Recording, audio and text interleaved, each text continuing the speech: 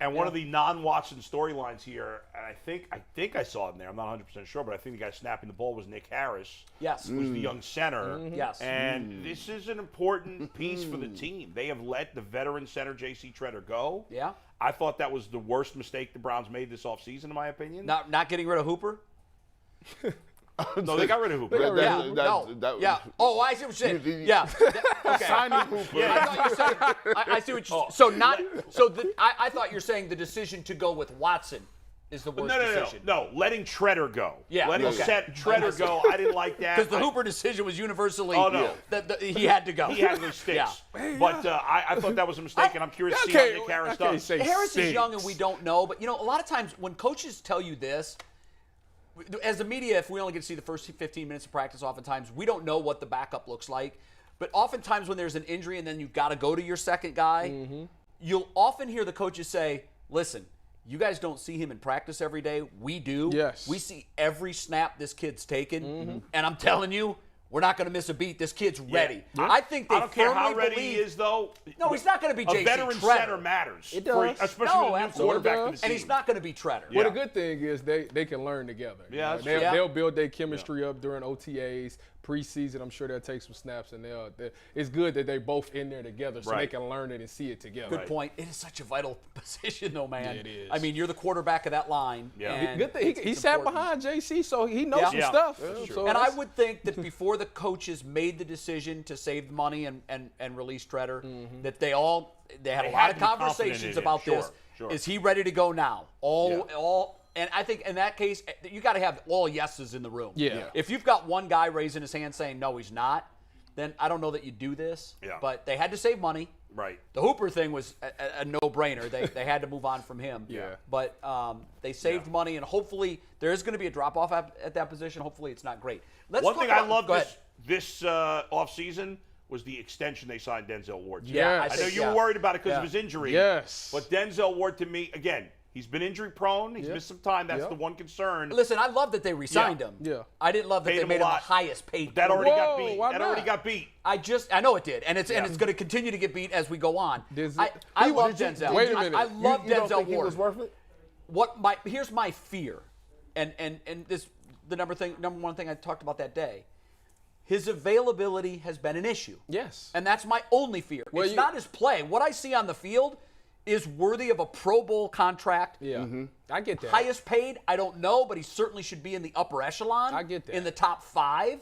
But when they set the bar with him, my first question was, did they have to go that high? Well, I mean, they didn't have to do this. The way them contracts was coming out, they kind of did. Well, you might be right because the cap's going to go up, and that means the average salary is going to go up. Everybody's concern for his injury because Put my mind at ease, Ty. But if you go back and look at it, he played 15 games this year. This is the most he's played. So now that he's got this money, now he's taking care of his body better, and you get some of them vet days. When I look at you, it ain't so hard on the body. When I look at you and I look at him. When I saw him for the first time in street clothes, I was like, this dude looks like some cat walking around the mall. Yeah. Like a high school. Greg Newsome II. Greg Newsome II. They're so small. This is not Tyvis kind of big, though. Yeah, about to say, I'm considered a big dude. Like, He looks more like a safety. But see, that's my point. So my philosophy is I want a bigger cornerback. If I'm going to go to the lab and create a cornerback, I'm going to create you. Not Denzel. Well, see, the thing is, Denzel is so unique. I mean, the man is fast. Jet. I mean, his change of directions, like if you watch him, like he went viral like a few years ago he did like a one-on-one, I think, with Jarvis Landry. Jarvis Landry did a stop and go comeback. And if you watch Denzel's hips, they just boom, boom, boom, boom. Like they drop so fast and his recovery is so good. It's hard to do that when you're bigger. As a bigger corner, it's hard to drop your hips. But so it's the question that GMs and coaches have to answer when they're having their philosophy talks.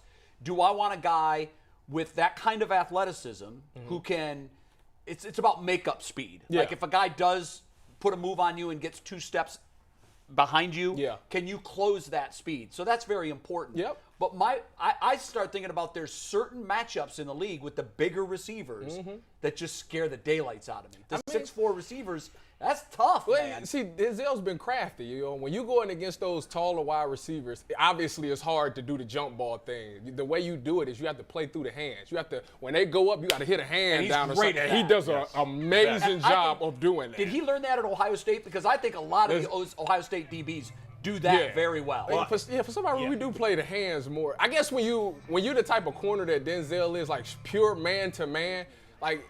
You don't have really a lot of time to be in phase, and this is an in phase and out of phase. When you're playing man to man and you're on the guy, a lot of the times these receivers is crafty, so you got to get there. When you're playing catch up, you can't look back for the ball.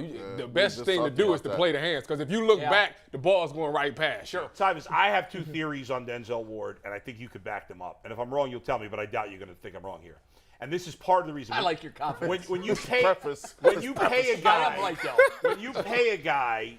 I think there's an underrated part when you're willing to spend a lot of money on a player. And there's 2 things that have impressed me in the couple of times I've interviewed Denzel Ward and other players in the secondary for the Browns. Number 1, I think his football IQ is through the roof. I do too. Is that true? Yeah, he's smart. Okay. Number 2, and they think this is the most important, is especially he's still a pretty young player. Yeah.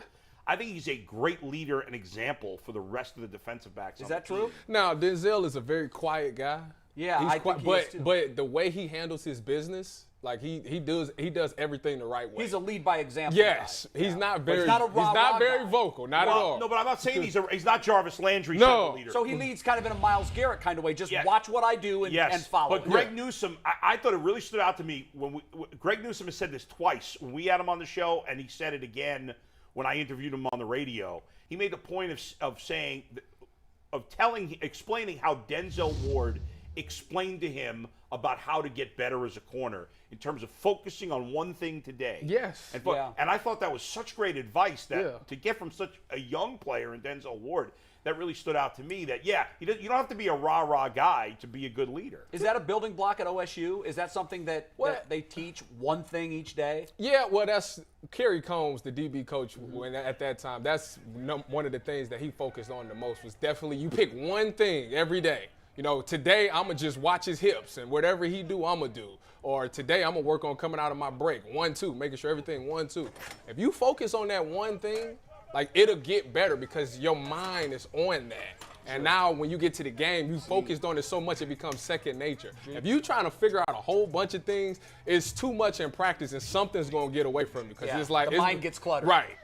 What I like about this dude on the screen right there, Greg Newsome, he might be my new favorite dude. First of all, his kick game is exclusive.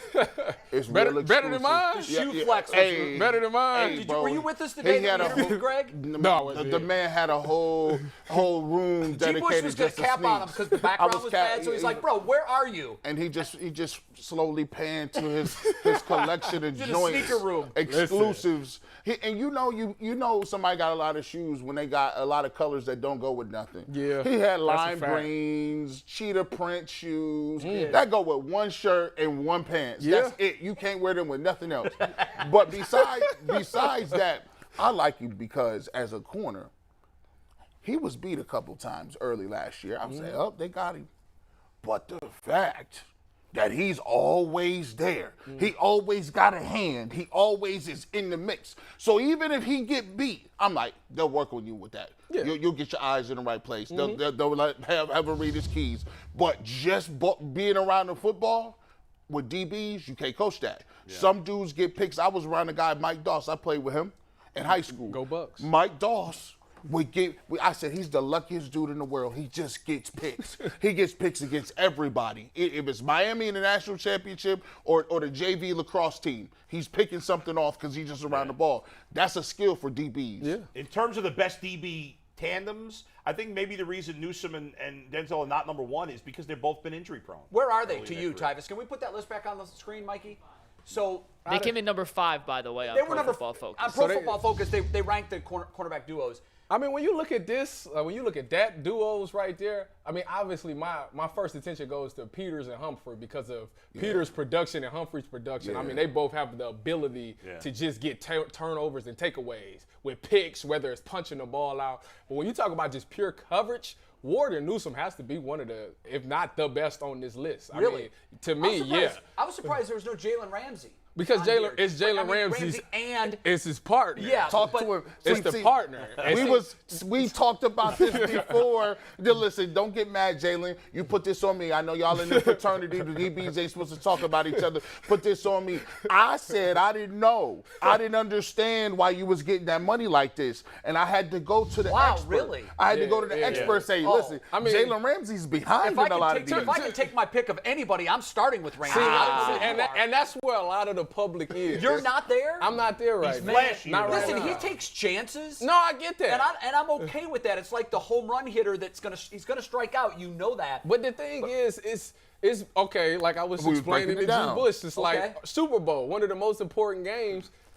Jamar Chase was really all over the field. Jamar Chase. Open. So you would say, okay, that's Jamar Chase. Yes. He's a special talent. I get that. And that's with Correct. Burrow having no time to All throw. right. So all right, give me another example. Yeah. Tampa Bay, when they played the Rams in Tampa Bay in the playoffs. Yeah. To tie the game, who did Tom Brady choose to attack for a touchdown? Yeah, no, you're right. Jalen Ramsey. You're right. And, I think everybody was shocked. So let me give you a third example. All right. Week 17, meaningful game because it dictates where you're going to be in the playoffs. Right. San Francisco goes against the Rams. The last drive, guess who they attacked almost every play on that drive to score the game-winning touchdown? Yeah. Jalen Ramsey. So it's like, okay, you the best, but in critical moments, why is everybody going towards you? So you're saying he's not the best? Now, in my personal opinion, Because look, you can no. give examples for everybody. Denzel Ward had a couple of games last year where I was like, is he still sleeping? Yeah. I mean, there were a few games but where Denzel doesn't get the hype that. No, I yeah. know he doesn't, but I'm Right. saying my point there is all the great ones. Yes. Maybe Like, say Deion Sanders. I can never remember Deion getting torched for an entire game. My point is Jalen. You can point to plays where Jalen was out of position. I think usually when you beat him is you get him to commit on a stop, and he'll take a chance thinking he's going to get a pick, and he'll commit, and then it's too late. It's too late. I think the Ravens guys might be the best. By the way, real quick, I love the Ravens. I love the Dolphins too. For me, the Dolphins were the most Bradbury underrated. is so good, why did the Giants cut him? They stink. Why'd they cut Bradbury? Don't get me started on that, Bull. Well, J.C. Treader doesn't stink. And No, I know, but the Giants don't have a salary cap problem. People don't cut They don't have that corners. much talent. Corners The Browns are have good. talent. You good. I'm gonna tell you, the most underrated person on that whole list is Darius Slay. He don't get the credit that he deserves for it. I mean, he's been in the league for about 10, 11 years. Yeah. He's been a top dog, make pick sixes, and nobody ever puts him in the top five. knew you And would it set it really, straight. it really makes me upset that nobody give Darius Slay his credit. That man is definitely one of the top So you can corners have in any this league. duo in the NFL, and I know you said they belong in the top five. Yeah. Where are you taking the Browns duo? Ward Newsome. Where do you like one it? or two? One or two? One or two. High praise from a guy Especially who knows. they're young, too. Yeah. The youth of it and the fact that they just gritty, man. They are. They are very scrappy.